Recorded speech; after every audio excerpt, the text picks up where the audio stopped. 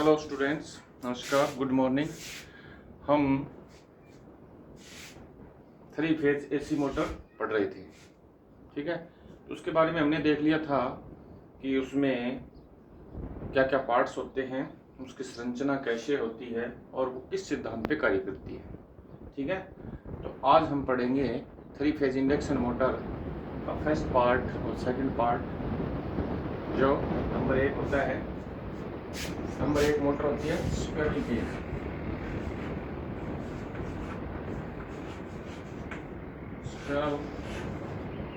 Squirrel cage, ठीक है।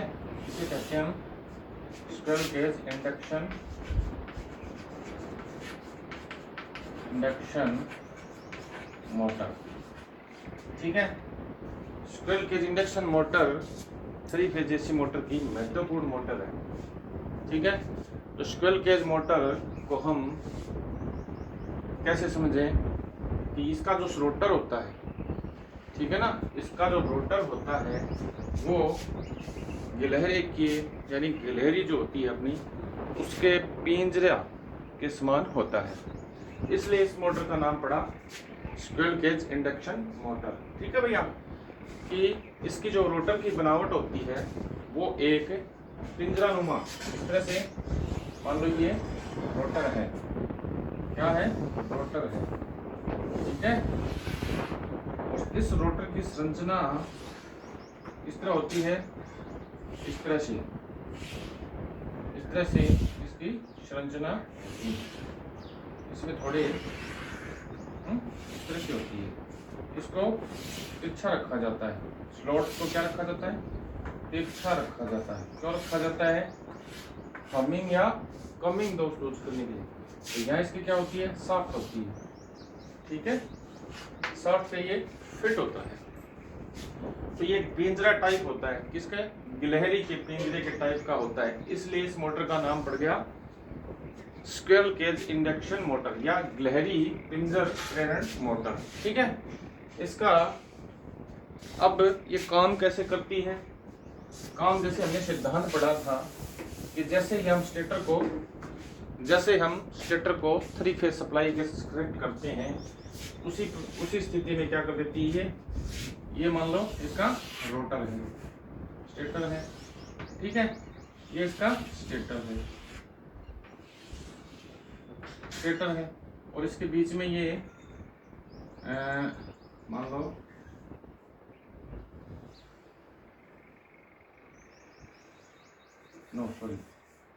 इस तरह से इसका रोटर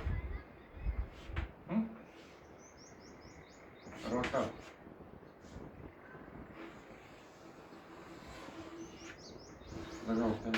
इस रोटर में क्या होती है, छड़ें होती है, किसकी? तांबे की। क्यों? अगर लोहे की छड़ें डाल देंगे तो क्या होगा? अगर इसमें हम लोग लोहे की छड़ें डाल देंगे तो क्या हो जाएगा, इसके अंदर से क्या हो जाएगी, चुंबकीय फ्लक्स गुजर जाएगा। लेकिन इस स्थिति में हम क्या करते हैं, आपको पहले भी मैंने बताया था कि इसका सिद्धांत क्या होता है। अब ये मान लो N है और ये S है, तो इसके बीच में हमने एक लोहे की पत्ती लगा दी, तो लोहे की पत्ती क्या करेगी, इसके अंदर से फ्लक्स है वो निकल जाएगा। लेकिन जैसे ही हम इसके अंदर क्या कर देंगे, कॉपर की पत्ती लगा देंगे, ठीक है। पत्ती लगा देंगे तो इसके अंदर से क्या है, फ्लक्स है वो नहीं गुजरेगा। फ्लक्स कहाँ से गुजरेगा, यहाँ से गुजरेगा, ठीक है। फ्लक्स कहाँ से गुजरेगा, यहाँ से गुजरेगा, तो इस कॉपर के अंदर से नहीं गुजरेगा। इसलिए हम क्या करते हैं, इसे कॉपर का रोटर बनाते हैं। कॉपर की इसके अंदर क्या डाल देते हैं, छड़ें डाल देते हैं। रोटर किसका बना होगा, सिलिकॉन स्टील का बना होगा। स्टेटर भी किसका बना होगा, सिलिकॉन स्टील का बना होगा। 2 से 4%, अधिकतम 5%, ठीक है। तो जैसे ही हमने रोटर स्टेटर वाइंडिंग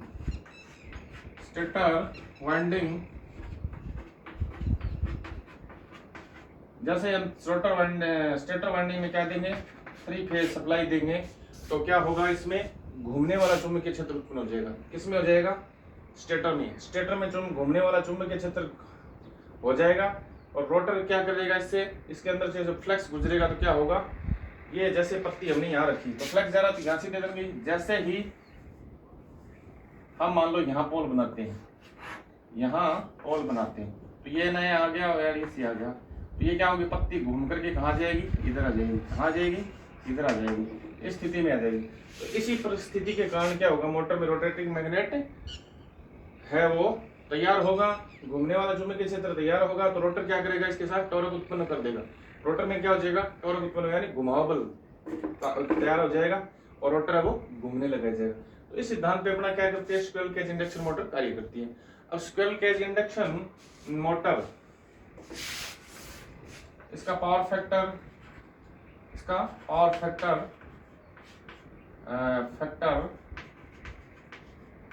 0.7 से 0.8 होता है। क्या होता है, 0.5 से 7 होता है। इसका जो स्टार्टिंग टारक है वो क्या होता है, निम्न होता है। क्या होता है, निम्न होता है। ठीक है, यानी स्टार्टिंग टारक इसका क्या होगा, निम्न होगा या कम होगा। ये इसकी विशेषताएं हैं। और क्या विशेषताएं हैं मैं आपको नोट करवा देता हूं।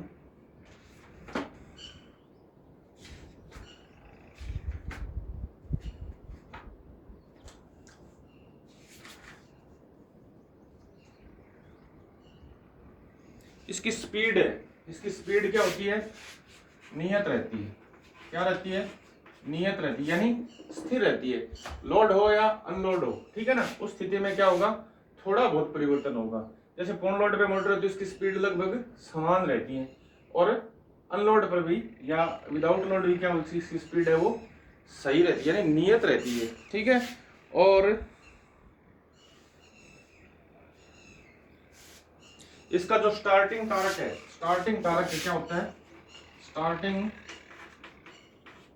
टारक क्या होगा, उच्च। ठीक है, और रनिंग टारक क्या हो जाएगा, निम्न हो जाएगा, कम हो जाएगा। ठीक है, तो ये होता है इसका टारक। अब इसके उपयोग कहाँ होते हैं। अब स्क्विरल केज मोटर है, इसके उपयोग लगभग सबको पता है। इसके उपयोग कहाँ होते हैं, उपयोग स्क्विरल केज के मोटर के, 3 फेज स्क्विरल केज मोटर के उपयोग कहाँ होते हैं, वाटर पंप पे हो जाते हैं। ठीक है, और कहाँ होते हैं, कॉटन मिल में होते हैं, प्रिंटिंग प्रेस में होते हैं। ठीक है, प्रिंटिंग मिल में होते हैं, और आटा चक्की में इसका बहुत प्रयोग किया जाता है। ठीक है, तो इसके उपयोग हैं वो कहाँ कहाँ होंगे, कॉटन मिल्स हैं, और लेथ मशीन है,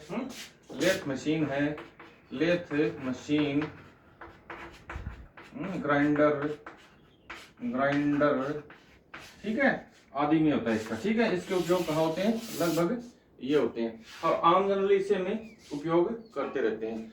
जहाँ कहीं भी इसकी जरूरत पड़ती है, हम मोटर की हमें जरूरत पड़ती है, तो लगभग इसका उपयोग होता है। ठीक है भैया, वाटर पंप है, ठीक है, ये होते हैं। इसकी पावर फैक्टर क्या होगा, इसका 0.7 से 0.8। इसका जो रनिंग टार्क वो क्या होता है, रनिंग टार्क क्या होता है, निम्न।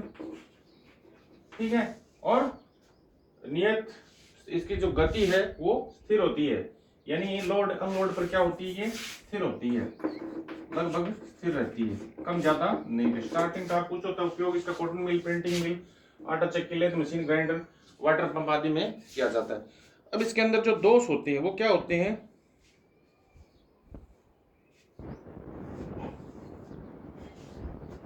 ठीक है।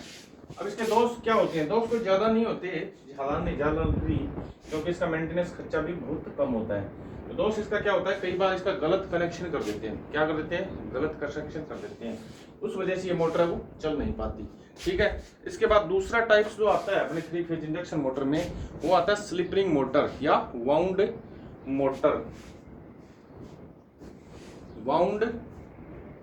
मोटर, स्लिप रिंग मोटर भी कहते हैं इसे हम। ठीक है, ये हो गई आपकी squirrel cage induction motor.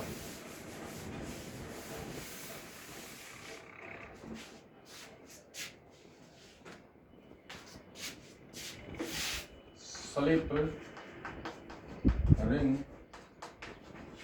Motor. अब स्लिप रिंग मोटर में क्या होता है, जो इसके अंदर क्या होती है, स्लिप रिंग लगी होती है, ठीक है ना। स्लिप रिंग मोटर के अंदर स्लिप रिंग लगे होने के कारण इसे हम स्लिप रिंग मोटर कहते हैं, क्योंकि इसमें जो सप्लाई दी जाती है वो रोटर में भी दी जाती है और स्टेटर में भी दी जाती है। इंडक्शन मोटर में हम सप्लाई कहाँ दे, यानी स्क्विरल केज मोटर में हम सप्लाई कहाँ दे रहे थे, खाली स्टेटर को दे रहे थे, सिर्फ स्टेटर को हम सप्लाई दे रहे थे। लेकिन स्लिप रिंग मोटर में क्या होता है, रोटर और स्टेटर दोनों को 3 फेज सप्लाई देते हैं, ठीक है। स्लिप रिंग के द्वारा हम क्या कर देते हैं, रोटर को सप्लाई देते हैं उच्च रेजिस्टेंस के माध्यम से, ताकि रोटर को नुकसान ना हो, इसलिए इसे कहते हैं स्लिप रिंग मोटर।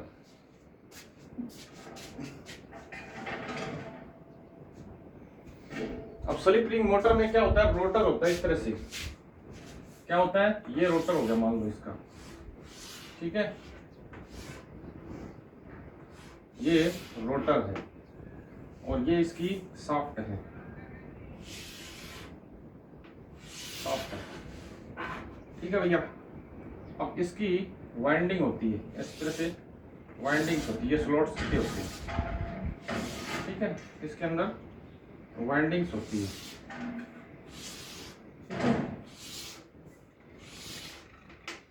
तो ये सारी यहाँ वाइंड कर दी जाती है, इसे हम वाउंड रोटर मोटर भी कहते हैं, ठीक है ना।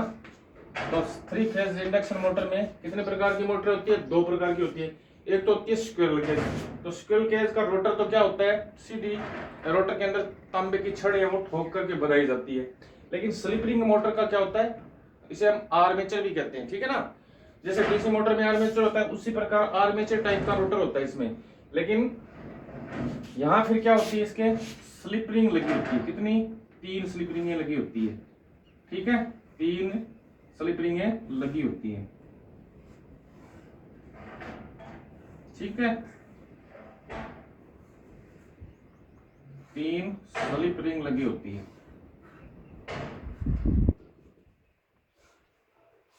जिसके द्वारा हम सप्लाई देते हैं,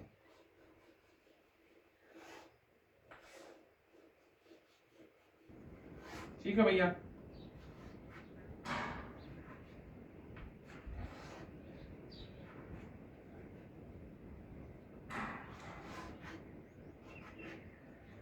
अब कुछ प्रतिरोध जोड़ दिए जाते हैं, प्रतिरोध से क्या होता है, रोटर में कम करंट जाएगा, क्या जाएगा, स्टार्टिंग में करंट है वो रोटर में कम देंगे हम, ताकि रोटर को जलने से बचाया जा सके, इसके क्षति ना पहुंचे, इसलिए हम क्या करते हैं, इसे प्रतिरोध के द्वारा देते हैं।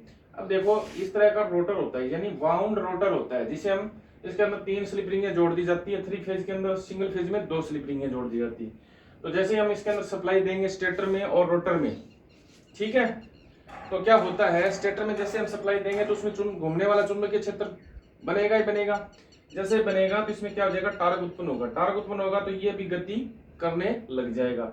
यानी इसको हम सप्लाई किसके द्वारा देते हैं, हाई प्रतिरोध, यानी प्रतिरोध लगा देते हैं सीरीज के अंदर सप्लाई के, और यहाँ भी हम सप्लाई देते हैं। इस प्रकार से कार्य प्रणाली करती है। और इसकी संरचना में थोड़ा सा डिफरेंस यही है कि स्क्विरल केज के अंदर रोटर है वो तांबे की छड़ें हैं डाल करके बनाया जाता है, जिसके अंदर हम सप्लाई नहीं देते। स्लिप रिंग मोटर की संरचना के आधार पर क्या होता है, स्टेटर तो वही का वही होता है, स्टेटर तो उसी प्रकार की 3 फेज वाइंडिंग होती है, 120 डिग्री इलेक्ट्रिक यानी 120 डिग्री वैद्युतिक अंश पर होती है। लेकिन जो रोटर होता है उसको हम बाउंड कर देते हैं, यानी आर्मेचर टाइप का बना देते हैं, फिर उसके अंदर 3 स्लिप रिंगें लगा देते हैं और स्लिप रिंग के अंदर हम सप्लाई देते हैं, ठीक है ना, रेजिस्टेंस के माध्यम से। सीधी हम सप्लाई नहीं जोड़ते, क्यों नहीं जोड़ते, क्योंकि आर्मेचर यानी रोटर है वो उसके जलने का खतरा रहता है। तो ये होता है स्लिप रिंग मोटर। अब स्लिप रिंग मोटर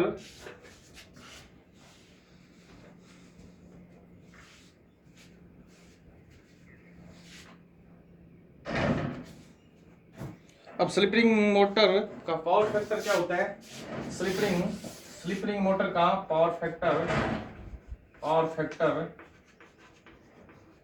क्या होता है, 8 से 9, 8 से 9 होता है, ठीक है ना। स्क्वेयर केज का कितना होता है, 7 से 8 का बीच होता है, यानी 0.8 से 0.9 के बीच में होता है, ठीक है। दूसरा इसका रोटर है, वो रोटर वाउंड होता है, यानी बंधा हुआ होता है।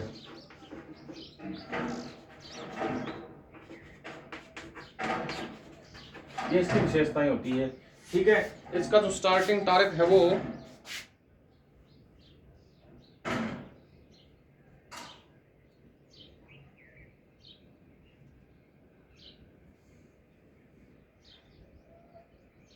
क्या मिनट की होगी, 16।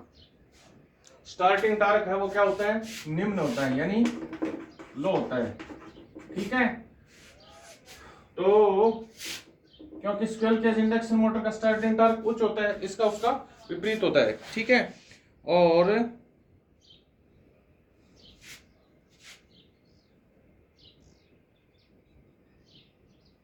स्टार्टिंग करंट, स्टार्टिंग टार्क अति उच्च होता है, स्टार्टिंग टार्क।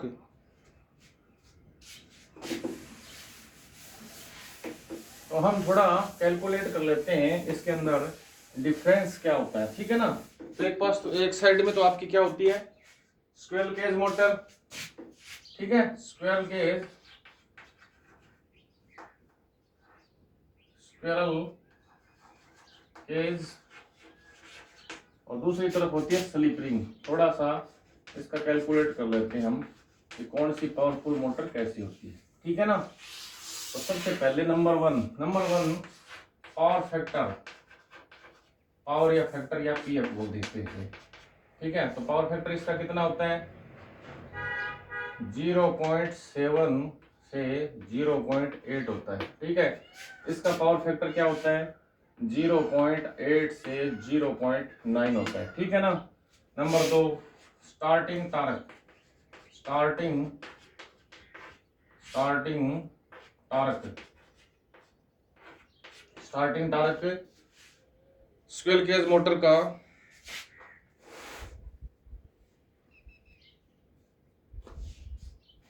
निम्न कम होता है, इसका उच्च होता है, ठीक है।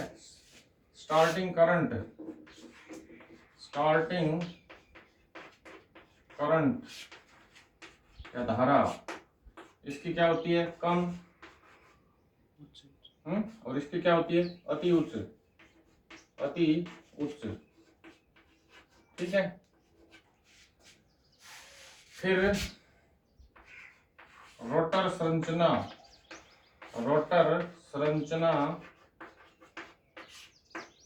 रोटर संरचना इसकी सामान्य होती है, क्या होती है, सामान्य, यानी तांबे की छड़ से बनाया जाता है, साधारणतः बनाया जाता है, ठीक है। इसका आर्मेचर की तरह होता है या वाउंड रोटर होता है, बंधा हुआ रोटर होता है, ठीक है।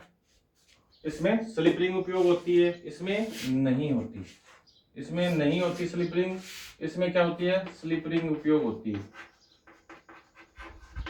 ठीक है भैया। और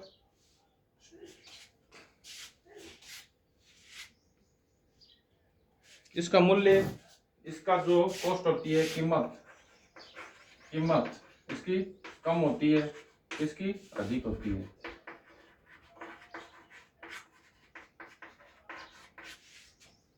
मेंटेनेंस, यानी मेंटेनेंस को क्या कहते हैं हम हिंदी में, देखभाल,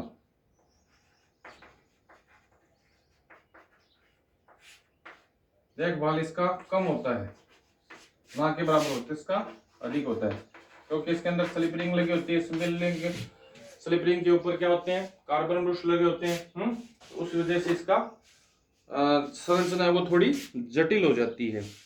इसकी गति इसकी उच्च होती है, इसकी निम्न होती है, ठीक है। इसकी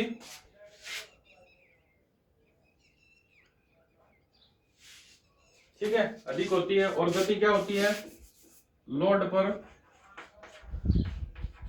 स्थिर रहती है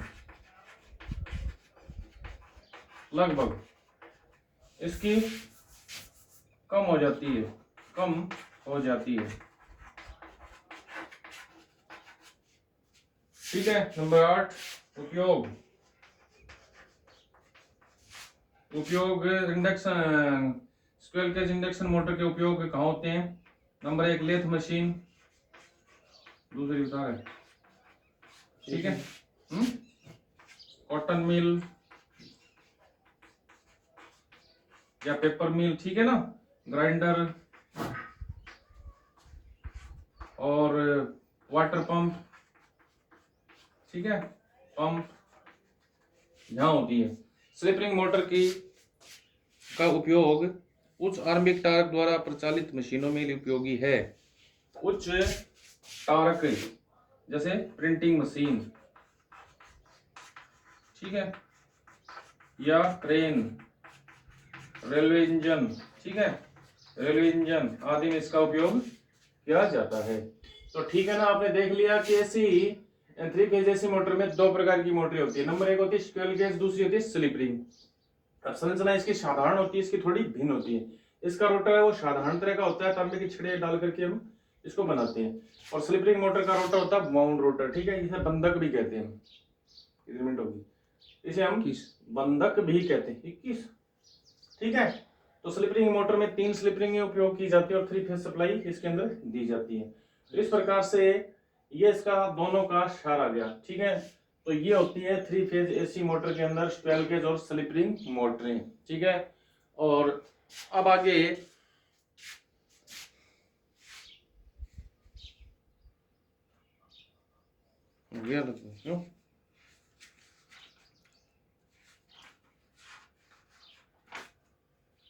हाँ, अब इसकी मान लो मोटर की स्पीड परिवर्तन करनी है, हमें क्या करनी है, स्पीड कंट्रोल करनी है। 3 फेज इंडक्शन मोटर की हमें क्या करनी है, स्पीड कंट्रोल करनी है, ठीक है, गति परिवर्तन, ठीक है। अब गति परिवर्तन में आपने देखा था कि रिवर्स वॉइस और फॉरवर्ड है, तो हम क्या कर देते हैं, भी मान लो एक मोटर है वो क्लॉकवाइज घूम रही है, ठीक है। अब मोटर क्लॉकवाइज घूम रही है, ठीक है, और तो ये क्या कर रहा है, क्लॉकवाइज घूम रहा है, ठीक है।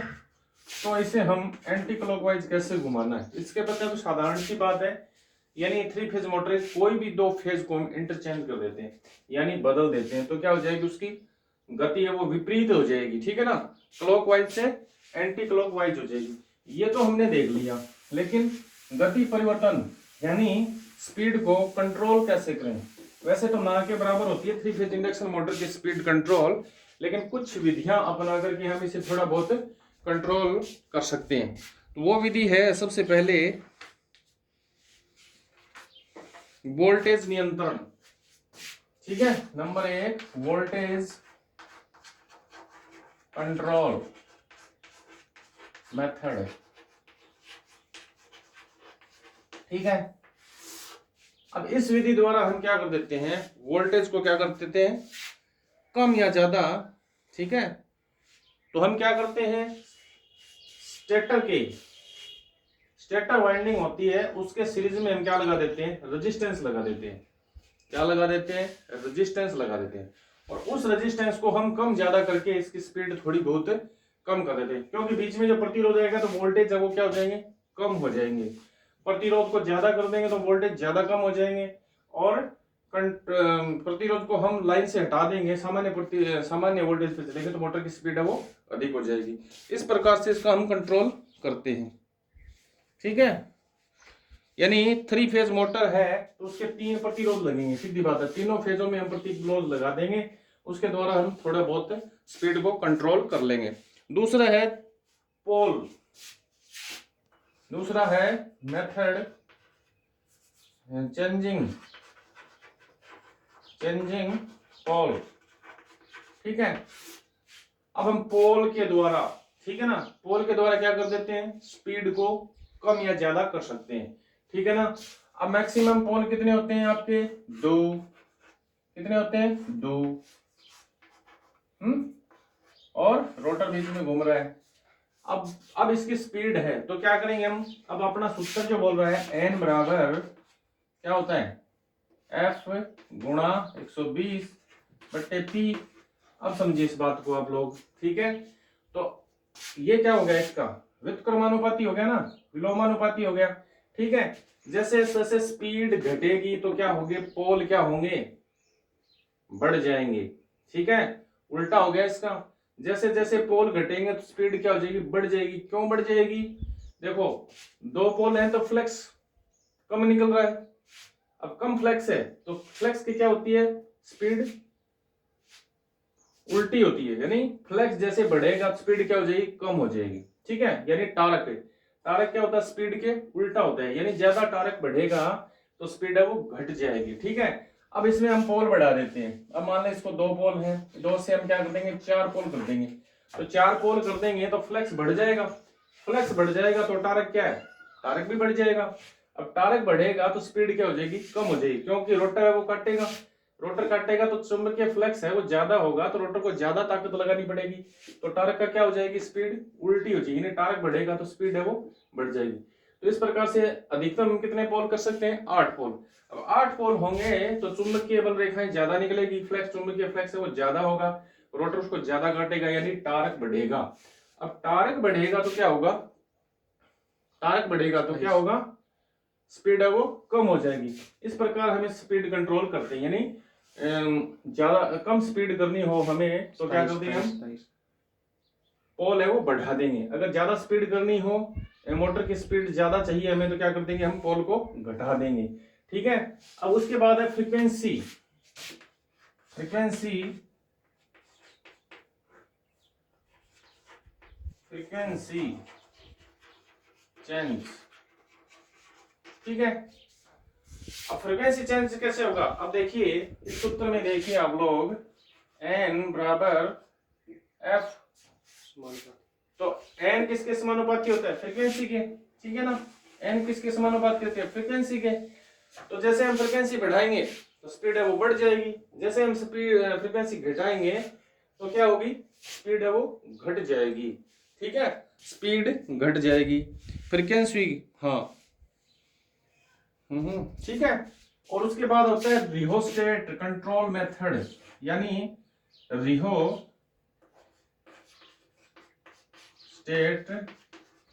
Control method. इसमें हम क्या कर देते हैं, बाह्य प्रतिरोध लगा देते हैं, किसके, रोटर के, रोटर के क्या करते हैं हम, बाह्य प्रतिरोध लगा देते हैं। और ये सिर्फ स्लिप रिंग मोटर में ही उपयोग किया जाता है, इंडक्शन यानी स्क्विरल केज मोटर के अंदर कोई इसका रोल नहीं है। रियोस्टेट कंट्रोल मेथड सिर्फ स्लिप रिंग मोटर में। तो बाहर ये परिपथ में हम क्या कर देते हैं, रोटर के सीरीज में प्रतिरोध यानी रेजिस्टेंस लगा देते हैं, और रेजिस्टेंस कम ज्यादा करके हमें मोटर की स्पीड है वो कम करते हैं। रियोस्टेट लगाने से क्या होता है, रोटर में सप्लाई को हम कम ज्यादा कर सकते हैं, ठीक है ना। उसके बाद मेन जो आती है वो होती है कैस्केड मेथड, कैस्केड मेथड, ठीक है, ठीक है। इसमें क्या करते हैं हम, दो मशीनों को आपस में यांत्रिक रूप से कपलिंग कर देते हैं। इसमें क्या होता है कि दो मशीनों को हम यांत्रिक रूप से कपलिंग कर देते हैं, ठीक है ना। उस स्थिति में हम क्या कर देते हैं यांत्रिक, और दोनों मोटरों के पोलों की संख्या वो भिन्न भिन्न रखते हैं, ठीक है ना। एक मोटर मान लो हमने 2 पोल की ले ली, एक मोटर हमने 4 पोल की ले ली, ठीक है। तो दोनों को एक साथ सप्लाई देकर के चलाया जाता है। जब तो मान लो ज्यादा पोल है जिसके जिसके ज्यादा पोल है तो उसकी स्पीड कम होगी, कम पोल वाले की क्या होती है, स्पीड अधिक होगी। तो दोनों का सामंजस्य बैठाने के लिए क्या कर देती है, वो स्पीड को कम कर देती है, कंट्रोल कर देती है। लेकिन ये विधि थोड़ी महंगी होने के कारण इसका उपयोग भी नगण्य है। तो इसका क्या सूत्र होता है, इसकी स्पीड निकालने के लिए हम क्या करते हैं, NS बटा 120 गुणा F बट्टे P प्लस P2, ठीक है ना। पोल पहले वाली मोटर जिसका मशीन लगी उसके पोल और उसके जोड़ के कैलकुलेट करके हम स्पीड निकाल लेंगे। तो ये विधि काफी महंगी होने के कारण, यद्यपि ये एक महंगी विधि है, परंतु इसका उपयोग प्रेरण मोटर की घूर्णन गति को बढ़ाने अथवा घटाने के लिए किया जा सकता है, ठीक है ना। लेकिन इसका उपयोग नहीं किया जाता। ये हो गई अपनी एसी मोटर की स्पीड गति या गति कंट्रोल, स्पीड कंट्रोल मेथड, ठीक है। तो आज के लिए आज की वीडियो हम यहीं समाप्त करते हैं। आशा है आपको कुछ समझ में आएगा, पल्ले पड़ेगा, ठीक है। तो सभी को गुड मॉर्निंग, कर दे बंद।